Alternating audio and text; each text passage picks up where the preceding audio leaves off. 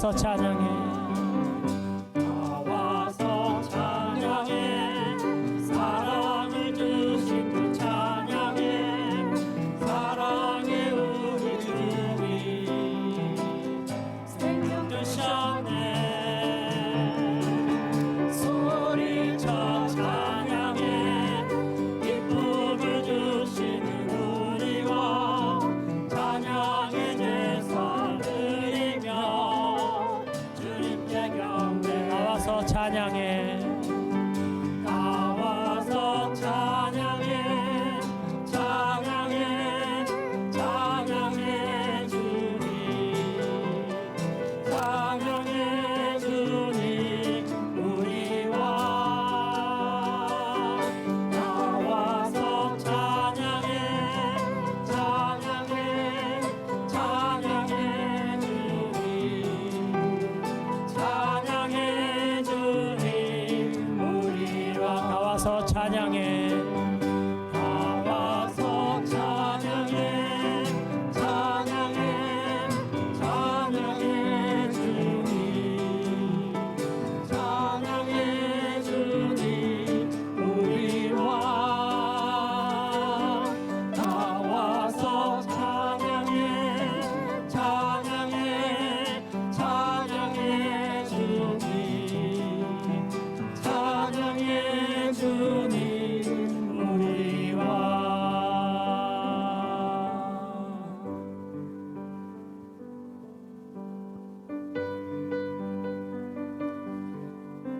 살아계신 아버지 하나님, 진실로 감사 영광을 드립니다. 오늘 이렇게 이 시간 하나님 함께 계심을 감사드립니다. 시간은 모든 영광 하나님께 드리며 하나님을 찬양하며 예배합니다. 주님 진실로 감사드리며 예수님의 이름으로 기도드렸습니다.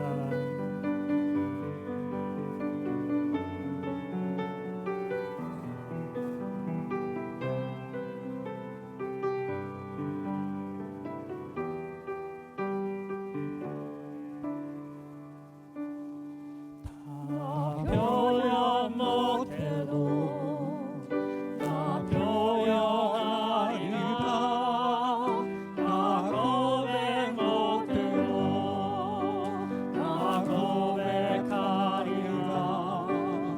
나 알 수 없어도 나 알아가리라. 나 닮지 못해도 나 닮아가리라. 다 표현 못해도 나 표현하리라. 다 고백 못해도 나 고백하리라. 다 알 수 없어도 나 알아가리라. 다 닮지 못해도 나 닮아가리라.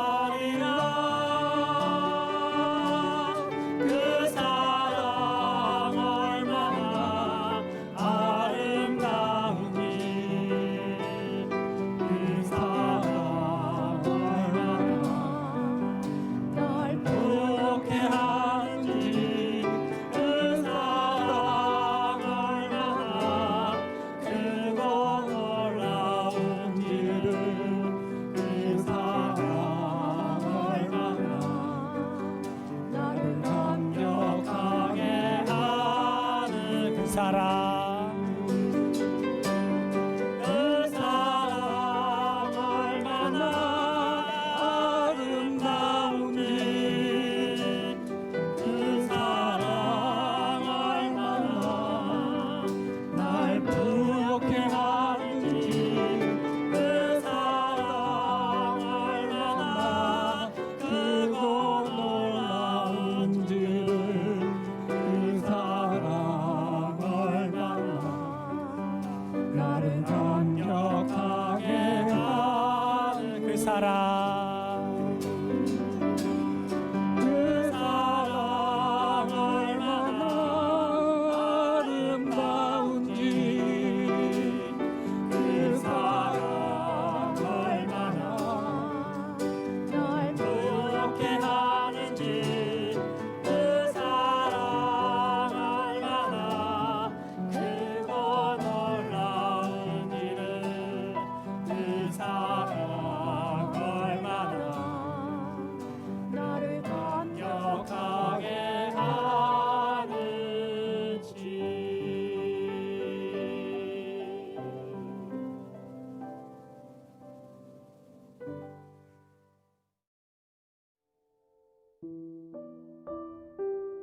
기도드리겠습니다. 고마우신 하나님 아버지께 감사를 드립니다. 주님의 은혜로 오늘 거룩한 주일 영상 예배로 각 가정과 처소에서 주님 앞에 모여 예배하게 하여 주시니 감사를 드립니다. 코로나19로 인하여 영상 예배를 드린 지 벌써 8개월이 지나고 있습니다. 예기치 못한 어려움과 고난으로 힘들고 지쳐있는 저희들을 주님의 따뜻한 사랑의 품으로 안아주시어 감사와 찬양의 경배를 받아 주시옵소서. 하나님께서 자녀로 삼아주신 필그림 성도들을 어여삐 여기시어 하나님이 주시는 은혜와 지혜로 다시금 일어나서 어려운 이 시기에 소망의 길을 찾을 수 있도록 허락하여 주시옵소서. 사랑에 넘치는 주님의 몸된 필기림을 허락하여 주신 우리 하나님 아버지께 감사를 드립니다.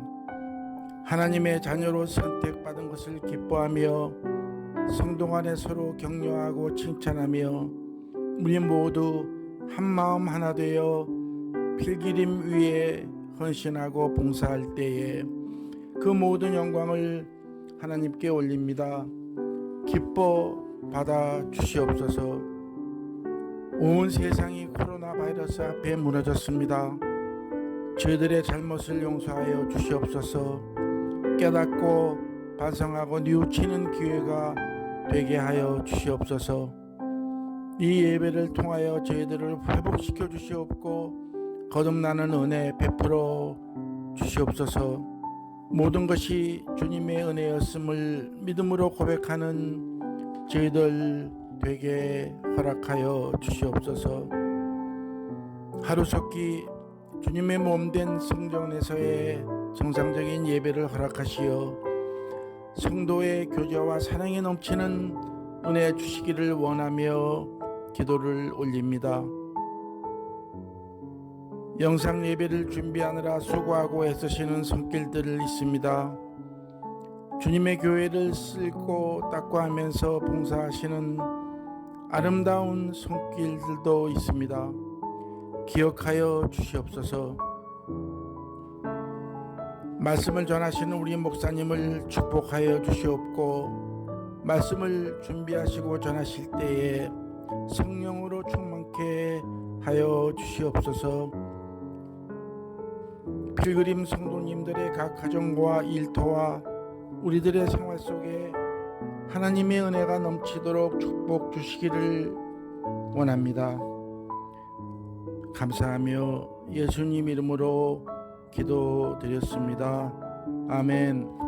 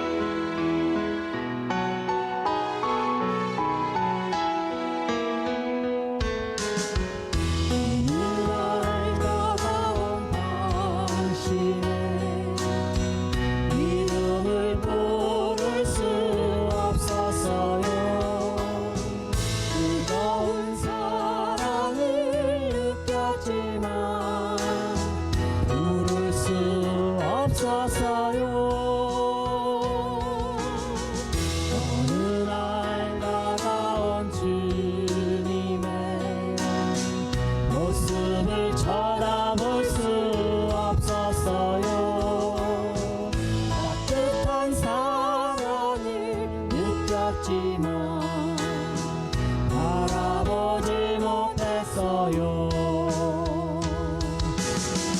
주지 못한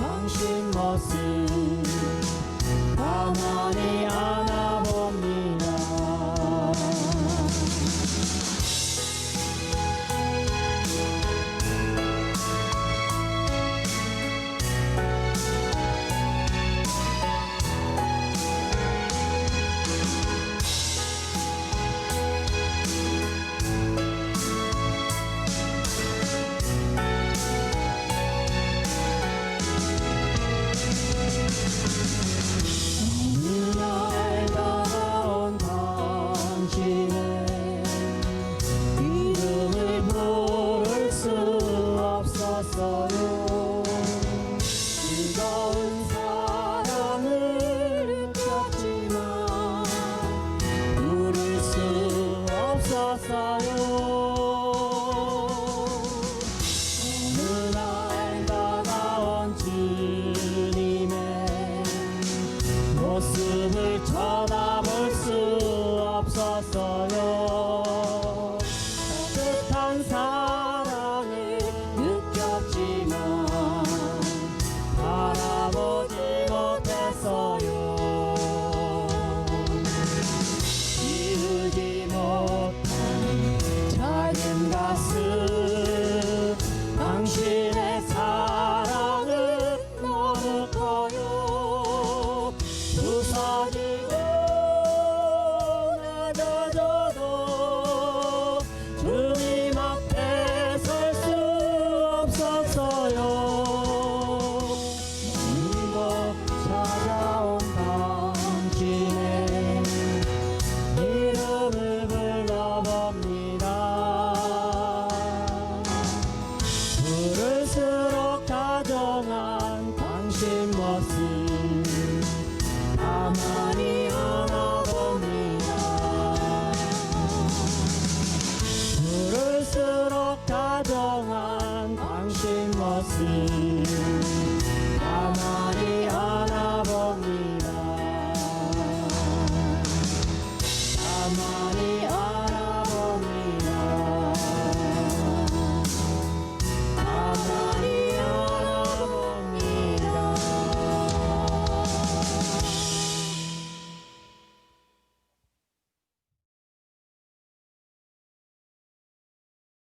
샬롬, 반갑습니다 여러분. 평안하셨습니까? 예, 오늘부터 썸머타임이 해제됐죠. 덕분에 1시간 더 주무셨을 것 같은데 교회에 나오진 않았지만 좀 더 편안한 하루가 되지 않을까 생각을 합니다. 예, 오늘 말씀 보도록 하겠습니다. 오늘 말씀은 욥기 1장 20절부터 22절까지 말씀 되겠습니다. 이 말에 욥은 벌떡 일어나 겉옷을 찢고 머리털을 밀어버리고 땅에 엎드려 경배하며 말했습니다. 내가 내 어머니 모태에서 벌거벗고 나왔으니 떠날 때도 벌거벗고 갈 것입니다. 여호와께서 주신 것을 여호와께서 가져가시니 여호와의 이름이 찬양받으시기를 바랍니다. 이 모든 일에도 불구하고 욥은 죄를 짓거나 하나님을 원망하지 않았습니다. 아멘. 오늘 말씀 제목은요, 최고의 감사를 드리는 자의 제목입니다. 계속 코로나 이야기인데요. 참 지치기도 하고 참 많이 지겹다는 말을 들었는데 어쨌든 우리는 지금 코로나19 바이러스로 인해서 위기의 시대에 살고 있다 그러죠. 하지만 그 위기 때 들리는 소리가 또 있습니다. 뭐냐면 위기가 기회다라는 말입니다. 이 코로나 시대가 아니더라도 모든 사람에게 살아가는 동안 위기는 꼭 있게 돼 있습니다. 생기기 마련인데 그 위기를 반전시켜서 위기가 나를 무너뜨리지 않고 오히려 그것을 통해 유익이 생기는 경우를 우리는 위기가 기회였다라고 말을 합니다. 한국에서는 IMF 위기를 잘 넘긴 경험이 우리에겐 있죠. 위기가 기회가 되어서 국민이 하나가 되어서 상당히 또 위기를 극복한 경우가 있습니다. 또한 지금 이 코로나로 인한 팬데믹 상황에 전 세계가 그런 위기를 맞이하고 있고 또 세계 도처에서 이 위기를 기회로 삼으려고 노력하고 있는 모습도 또한 보입니다. 그리고 또 이 세계적인 어떤 위기를 떠나서 각 개인이나 회사 또는 교회 또 단체들이 각각 나름대로 위기가 있고요. 그때마다 그 위기를 기회로 삼으려고 수많은 노력을 하는 것을 보게 됩니다. 여러분은 어떻습니까? 위기를 맞이하면 걱정하고 주저앉고 맙니까? 아니면 생각을 바꿔서 위기를 통해서 기회로 만들어 나가고 있습니까? 우리에게 상당한 중요한 질문이기도 합니다. 여러분, 새들이 집을 짓는데요. 어느 때 집을 짓는지 아십니까? 조류학자들의 말에 의하면 새들은요, 아주 심하게 바람 부는 날 집을 짓는다고 합니다. 그 이유는 단 하나. 그때 집을 지어야 모진 비바람에도 집이 떨어지지 않고 자신들의 보금처와 또 알을 또 새끼를 보호하기 때문에 그렇다고 합니다. 물론 새들이 생각이 깊어서 그런 일을 하는 것은 아닙니다. 그것은 바로 자연적 본능이라고 하는데 아마 하나님이 그렇게 설계하지 않았을까 하는 생각을 해봅니다. 그렇다면 이 자연 본능적인 또 자연적인 법칙을 우리 인간에게도 주셨다고 생각이 됩니다. 그렇다면 그 위기가 결코 두려움의 대상이 아니라 위기는 결국 우리가 더 안전하고 굳게 서서 또 굳게 살기 위해서 하나님께서 허락하신 기회로 보는 것이 타당하다고 생각이 됩니다. 그리고 이것은 하나님이 주신 위기 극복의 어떤 법칙이 아닌가 생각이 드는 거죠. 이 서점에 가서 책을 보면요, 이런 제목이 있어요. 광야의 축복, 고립의 축복, 위기에서 오는 축복이라는 그 제목의 책을 보게 되는데 바로 그 책들이 이런 법칙을 소개한 책이죠. 그 내용들의 공통점을 보면 위기 때 하나님을 바라보면 반드시 위기를 극복할 것이고 또 그 위기 뒤에는 더 큰 하나님의 축복이 기다리고 있다 하는 내용들이 바로 공통점입니다. 그러니 위기 때 불안, 초조 또는 실망 등의 부정적인 생각을 할 것이 아니라 하나님의 관점에서 희망적인 생각으로 바꿔 나가자 하는 것이 그 글의 요지죠. 여러분, 이처럼 어려운 상황을 희망적으로 생각하자는 그 생각의 전환, 발상의 전환은 우리 신앙인에서 반드시 필요한 방법이라고 생각이 됩니다. 왜냐하면 이 방법은 좀 전에 말씀드렸지만 하나님께서 만들어 놓으신 법칙이고 이 법칙을 깨닫는 자가 하나님으로부터 최고의 선물을 받게 될 수 있기 때문에 그렇습니다. 남들은 최악이라고 하는데 전혀 감사할 상황이 아니라고 하는데 하나님의 법칙을 깨달은 자가 그 위기 상황에서 최고의 감사를 드릴 수 있다는 것은 말 그대로 우리 신앙인의 장점이라고 자랑이라고 생각이 됩니다. 성경을 보면 이 어려움 속에서 하나님을 바라보고 생각의 전환으로 하나님께 최고의 감사를 드린 여러 믿음의 선배들을 보게 됩니다. 대표적으로 사도 바울이 그랬고요. 다니엘 역시 사자굴에 던져졌을 때 최악의 상황에서 오히려 감사 기도를 드리는 그런 최고의 감사 드리는 모습을 보게 됩니다. 좀 전에 사도 바울을 얘기했지만 사도 바울도 마찬가지 감옥에 갇혔을 때 어떻게 보면 감사와 찬송이 넘치는 모습을 소개하고 있죠. 최악의 공간인 감옥에서 최고의 감사를 드리는 모습입니다. 그런데 그런 모습이 오늘 우리가 읽은 욥의 모습에서도 발견합니다. 도저히 감사할 수가 없을 것 같은 최악의 상황에서 최고의 감사를 드린 욥의 모습은 여전히 풍성한 감사를 드리지 못하는 우리에게 큰 도전이 된다고 생각이 됩니다. 그러면 오늘은 그것이 무엇인지 한번 본문을 통해서 욥기를 통해서 살펴보도록 하겠습니다. 그래서 오늘부터 11월 감사의 달을 맞이합니다. 감사의 달을 맞이해서 이 욥을 통해서 최악의 상황 속에서도 최고의 감사를 드리는 은혜가 우리에게도 넘치기를 예수 그리스도 이름으로 축원합니다. 먼저 욥이 어떤 사람인지를 보겠는데요. 말씀을 보면 욥은 하나님이 보시기에 흠이 없고 정직하고 하나님을 경외하고 악을 미워한 자라고 소개하고 있습니다. 1장 1절인데요. 우스 땅에 욥이라는 사람이 살고 있었습니다. 그 사람은 흠이 없고 정직했으며 하나님을 경외하고 악을 미워했습니다. 라고 쓰여 있습니다.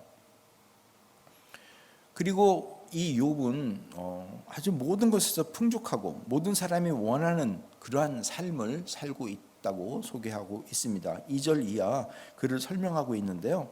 2절을 보면은 7명의 아들과 3명의 딸이 있었다라고 소개합니다. 완전 숫자 10명의 자녀가 있습니다. 그리고 3절 보면은 양 7,000마리, 낙타 3,000마리, 겨리소 500상, 암나귀 500마리를 가졌고 또 수많은 종들이 있었고요. 또 그는 동방에서 으뜸가는 부자였다라고 소개합니다. 한마디로 세상에서 부러울 것 없는 당대 온갖 부동산을 소유하고 자식도 완전 숫자인 10명을 소유하고 동방에서 제일 가는, 말 그대로 오늘날 말하면 그대로 짱입니다. 그리고 세상적으로도 짱이지만 하나님 보시기에도 아주 귀한 자라고 그 이후에 또 설명하고 있습니다. 즉 부를 누리면서도 항상 하나님을 경외하였다라고 소개하고 있는 것이죠.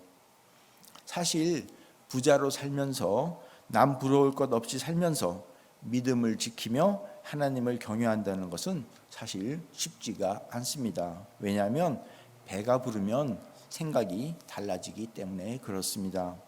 보통 사람들은 출세하면 또 성공하면 사람의 마음의 중심이 세상적으로 빼앗기는 것이 보통입니다. 하지만 욥은 달랐습니다. 그래서 하나님은 땅에 여기저기 다녀온 사탄에게 다음과 같이 욥을 자랑하십니다. 욥기 1장 8절인데요. 여호와께서는 사탄에게 내가 내 종 욥을 주의하여 보았느냐? 욥처럼 흠없고 정직하며 하나님을 경외하고 악을 미워하는 자는 세상 어디에도 없다라고 말씀하셨습니다라고 욥을 소개합니다. 한마디로 욥은 하나님이 인정하시는 최고의 신앙인이었다라는 것을 말해주죠. 그런데 욥에게 어느 날 갑자기 4가지 불행이 한꺼번에 닥치게 됩니다. 물론 성경을 아시는 분은 알지만 욥이 사단에게 허락을 하죠. 네가 욥의 목숨만은 건드리지 말고 어떤 것도 해도 괜찮다라고 하니까 갑자기 4가지 불행이 한꺼번에 들어닥치는 겁니다. 그 내용을 소개하면 다음과 같죠. 성경 욥기 1장 13절부터 19절 내용을 보면 이렇습니다. 먼저 욥은 하루아침에 모든 재산과 종들 모두를 잃고 맙니다. 말 그대로 세상에서 자랑하는 모든 것들을 순식간에 잃게 되는 것이죠. 한마디로 최고의 부자에서 최악의 거지가 된 것이죠. 그리고 그토록 사랑하는 자녀들이 모두 죽임을 당합니다.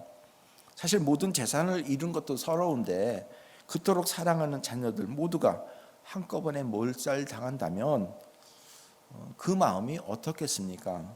그것도 모든 자연을 주관하시는 분이 하나님을 믿는 자가 자신의 자녀들이 하나님께 감사하면서 식사를 하다가 갑자기 닥친 태풍으로 인해서 집이 무너내려서 그곳에 깔려 몰살했다면 그런 최악의 불행을 한번 생각해 보셨습니까? 근데 욥은 그렇게 당하고 맙니다. 그리고 2장 7절 8절을 보면은 자신의 몸이 너무나 고통스러운 피부병이 생깁니다. 모든 것을 잃었어도 건강한 몸만 있으면 그것을 기반으로 다시 출발할 수 있다라고 위로가 될 텐데 머리부터 발끝까지 온몸에 종기가 생기고 만 것입니다.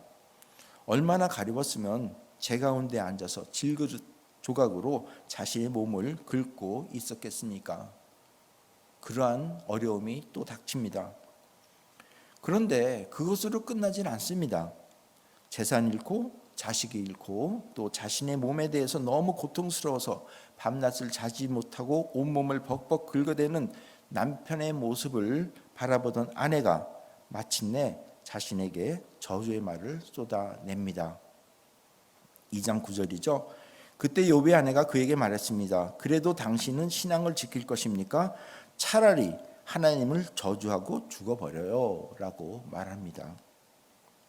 세상에서 영원히 함께할 사랑하는 아내가 지금 세상에서 가장 큰 슬픔을 당한 남편을 위로해 주지 못하고 저주하고 있다는 사실이 어쩌면 가장 큰 불행이 아닌가 한번 생각을 해봅니다. 여러분, 자신이 그토록 아끼고 사랑하는 사람이 배신하거나 자신을 공격한다는 것은 참으로 견디고 힘들 것입니다. 하지만 여러분, 이런 상황에 여러분 가운데 있었다면 여러분은 어떠한 반응을 보였겠습니까? 혹 여러분 중에 어떤 어려움이 있다면 지금 어떤 반응을 보이고 있습니까? 욥의 모습을 보면 성경에서 다음과 같이 써 있습니다. 욥기 1장 22절인데요. 이 모든 일을 겪고도 욥은 죄를 짓거나 어리석게 하나님을 원망하지 않았습니다라고 표현하고 있습니다. 그리고 자신을 힘들게 한 아내에게도 화를 버럭내거나 저주로 대갚아주지 않는 모습을 보입니다. 2장 10절이죠. 욥이 그녀에게 대답했습니다. 당신은 어리석은 여자들처럼 말하는군요. 우리가 하나님께 복을 받았는데 재앙인들 못 받겠소? 이 모든 일에도 욥은 입술로 범죄하지 않았습니다라고 소개하고 있습니다. 욥은 최악의 상황에서도 하나님을 원망하지 않았고요.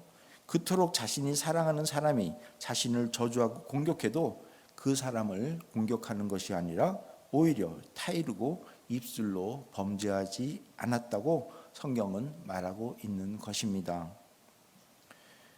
그런 욥을 하나님이 자랑하고 사랑하는 것이죠. 그럼 그 하나님이 자랑하는 욥이 그런 위기 상황에서 무엇을 했을까요? 성경은 욥이 최악의 상황에서 최고의 감사를 드렸다고 말씀하고 있는 것을 봅니다. 무엇이 최고의 감사일까요? 성경을 한번 볼까요? 욥은 슬펐지만 하나님을 예배하는 모습을 봅니다. 첫 번째 예배합니다. 오늘 본문을 보면은 20절이죠. 그러자라는 것은 모든 것을 다 잃은 후죠. 모든 것을 잃자 욥은 일어나 자기 옷을 찢으며 머리를 삭발하고 땅에 엎드려 하나님께 경배를 드리며라고 되어 있습니다. 모든 것을 다 잃어버리자, 빼앗기자 욥은 일어나서 자기 옷을 찢으며 머리를 삭발했다고 합니다. 당시에 사람들은 슬픔을 당하면 겉옷을 찢고 머리털을 민 것을 봅니다. 슬픈 일을 당할 때 슬픔을 표현하는 것이죠. 그 슬픔을 당할 때 슬픔을 표현하는 것은 사실 죄가 아닙니다. 슬픈 일을 당할 때 오는 감정으로 눈물을 흘리거나 마음 아파하는 것은 당연한 일이죠. 그런 표현을 했다는 겁니다. 예수님께서도 슬플 때는 우셨습니다. 그러므로 눈물을 흘릴 때는 눈물을 흘리라는 것이죠. 어쨌든 그러한 모습을 감정 표현을 했다는 거죠. 하지만 거기서 끝나는 것이 아니죠. 거기 다음이 중요합니다. 일반적으로 사람들은 슬픈 감정에 이어서 뭐를 합니까? 분노를 품어냅니다. 화를 내거나 증오하거나 또는 좌절에 빠집니다. 어떤 사람은 슬픈 감정이 단 몇 초에 끝나고 바로 분노가 나옵니다. 하지만 욥은 그러지 않았습니다. 욥은 슬퍼하고 그 다음에 땅에 엎드려 하나님께 경배했다라고 쓰여 있습니다. 이 말은 하나님께 예배했다는 말이죠. 하나님께 예배했다는 것은 제가 계속 말씀을 드리지만 제사가 아니죠. 제사가 아닙니다. 단순한 제사가 아니라 하나님을 하나님으로 인정하고 하나님이 나의 창조주임을 고백하고서 하면서 나의 주인이심을 고백하고 그 고백 위에 나의 삶이 그렇게 되도록 모든 것을 바친다는 겁니다. 즉 어떤 위기가 와도 내 기분대로 사는 것이 아니라 온 몸과 마음을 다해 그분을 따라 그 마음을 향해 사는 것이 바로 예배라는 겁니다. 다시 설명하면 하나님이 원하시는 삶을 살아가는 것이 하나님께 드려지는 예배라는 겁니다. 실제로 욥은 땅에 엎드려 하나님께 경배했고요. 그리고 그 이후에 그 욥의 삶을 보면 하나님의 영광을 위해 살아가는 모습이 소개되고 있습니다. 그것이 바로 욥기입니다. 욥기는요, 하나님께 예배하는 것이 무엇인지를 잘 보여주는 책이라고 저는 생각합니다. 이것이 바로 예배자의 자세이며 이것이 참된 예배자의 모습인 것이죠. 사실 슬픔을 표시하고 엎드려 하나님께 경배했다고 했는데 그 이후에 그 경배의 모습, 예배의 모습이 그 욥기 마지막 장까지 계속 나오는 것을 봅니다. 그래서 저는 욥기를 우리 구약에서 성경을 분류할 때 시가서로 분류하고 되고 있지만 저는 독특하게 예배서라는 말을 줘서 예배서라고 이름을 지었습니다. 왜냐하면 예배자의 모습이 어떤지를 보여주기 때문에 그렇습니다.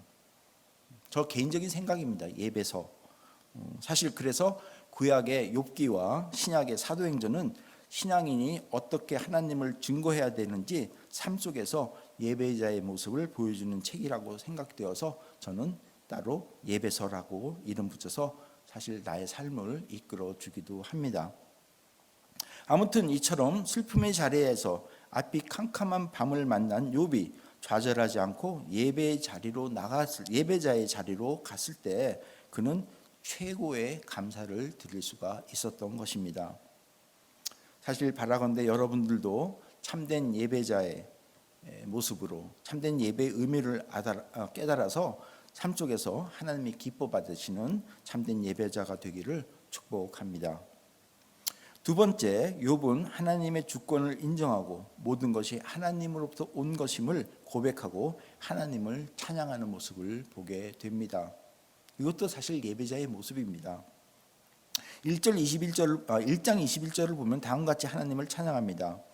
내게 이렇게 말했습니다. 내 어머니 태에서 벌거벗은 채로 나왔으니 벌거벗은 채로 그곳으로 돌아갈 것입니다. 주신 분도 여호와시요 가져가신 분도 여호와시니 여호와의 이름이 찬양을 받으시기 바랍니다 라고 쓰여 있습니다. 사실 욥은 인생의 원초적인 진리를 알고 있었다고 봅니다. 그 진리라는 것은 알몸으로 태어나 알몸으로 죽는다는 것이죠.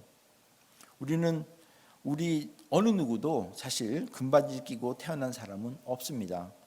그리고 그토록 원했던 것을 소유했어도 이 세상을 떠날 때는 그 어느 누구도 자신의 소유를 가지고 간 사람은 아무도 없습니다.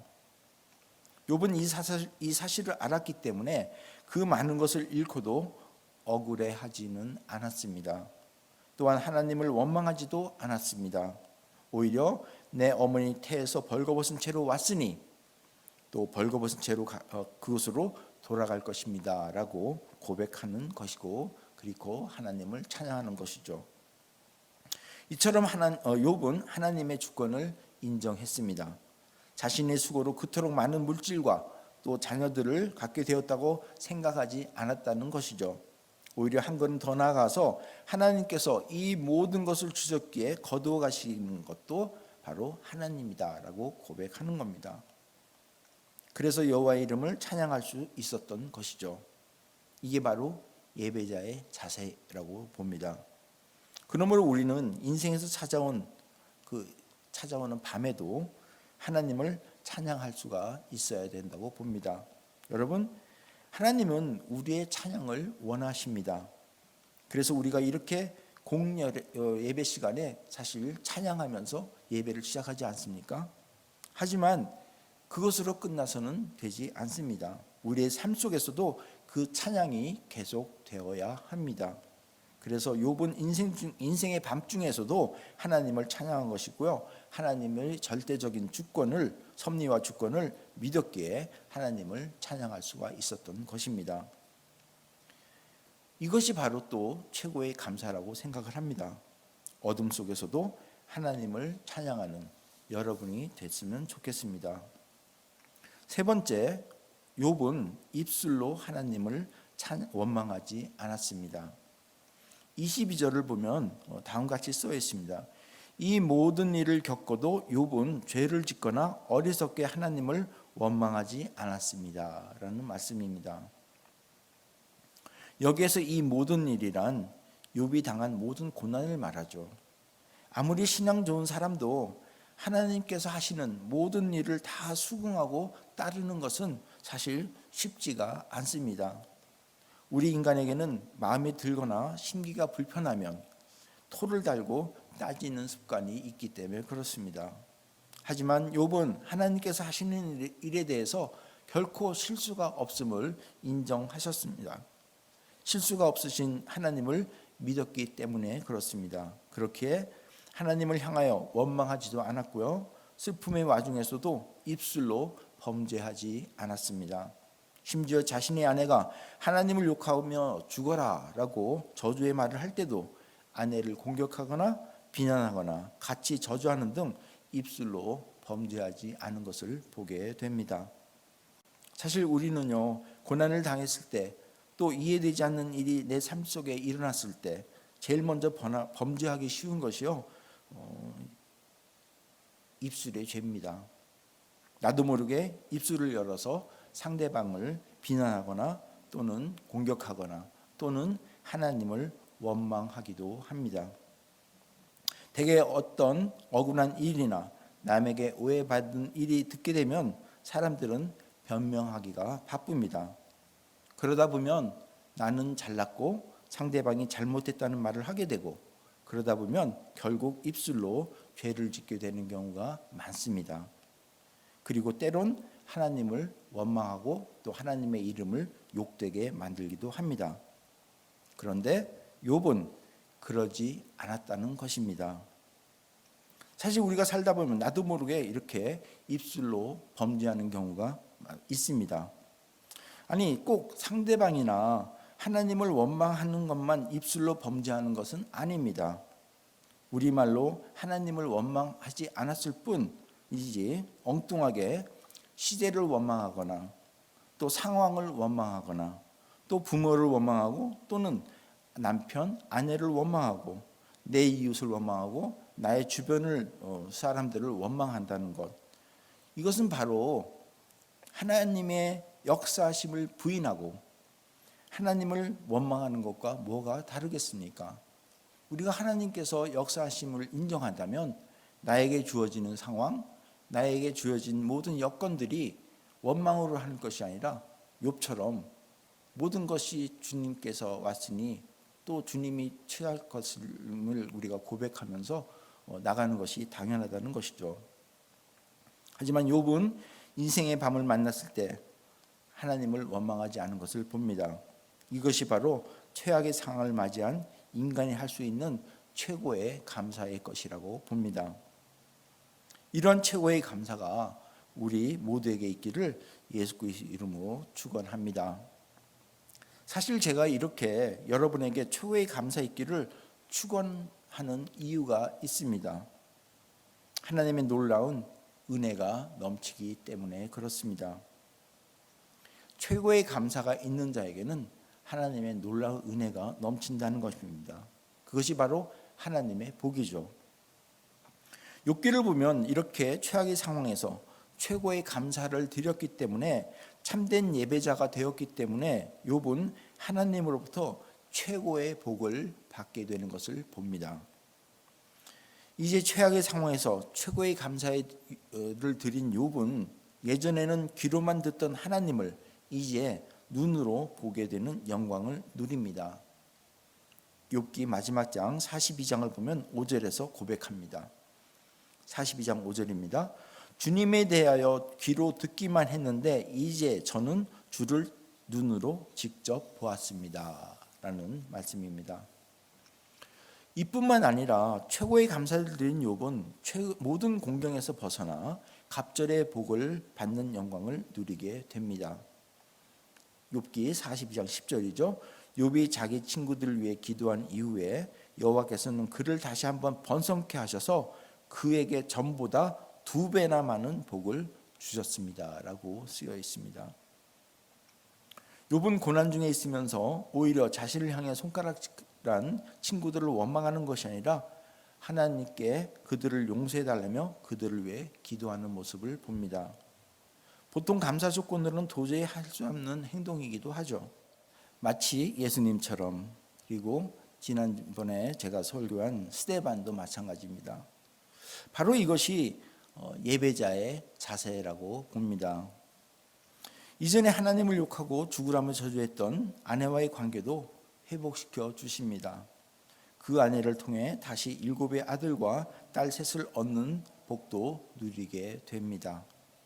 욥은 이처럼 최악의 상황에서 최고의 감사를 드림으로 최고의 복을 받게 되는 것을 우리는 보게 됩니다. 여러분, 반복되는 얘기지만 바로 이것이 예배자의 모습입니다. 이것이 바로 삶 속에 드려지는 하나님께서 찾으시는 온몸과 마음을 다해 드리는 예배자의 모습이라는 것이죠. 그런 예배자의 모습에 하나님은 감동하셨습니다. 그 결과 욥이 잃었던 모든 것을 갑절로 회복시켜 주셨다고 성경은 쓰여 있습니다. 여러분, 이제 올해도 2달이 채 안 남았습니다. 아무리 팬데믹 해도 언젠가는 끝날 것이고요. 설령 올해 지속된다 하더라도 어쩌면 우리는 그 가운데 계속 살아야 할지도 모릅니다. 하지만 태초부터 지금까지, 아니 영원히 변하지 않는 것이 있습니다. 그것은 바로 하나님이 우리를 향한 계획이며 사랑이라는 것입니다. 영원하신 하나님이시기 때문에 그렇습니다. 여러분, 우리는 이것을 믿습니다. 그렇기 때문에 하나님을 바라보며 어려움 속에서도 하나님께 감사할 수가 있는 것입니다. 이제 이러한 감사의 마음으로 하나님을 바라보면서 어둠에서도 최악의 상황에서도 하나님의 역사하심을 믿고 최고의 감사를 드리는 마음으로 평안을 누리며 이제 11월 추수감사절의 달을 맞이하면서 욥과 같은 인생의 역전의 주인공이 되시기를 우리 주 예수 그리스도의 이름으로 부탁하며 축원드립니다. 기도하시겠습니다. 아버지 하나님, 감사합니다. 오늘 욥기를 통해서, 욥의 모습을 통해서 어떠한 자가 참 예배자인지, 또 어떠한 것이 최고의 감사인지 저희들이 생각해 봤습니다. 아버지 하나님, 욥의 믿음을 저희들에게도 주시고, 아니 이미 주셨는데 저희들이 누리지 못하는 것을 이 시간 다시 한번 고백합니다. 아버지 하나님, 욥의 믿음처럼 저희들이 온전한 믿음을 갖게 하시고, 이제 어떤 상황 속에서도 무엇을 원망하는 것이 아니라 오직 하나님을 바라보며 최고의 감사를 드릴 수 있는 저희들 되도록 도와주시옵소서. 정말 저희들이 세상을 감동시키는 것이 아니라, 아니 하나님을 감동시킬 수 있는 저희들 되게 하시고, 정말 하나님께서 주시는 놀라운 그 축복을 저희들이 누릴 수 있도록 도와주시옵소서. 감사드리며 예수님 이름으로 기도드리옵나이다. 아멘.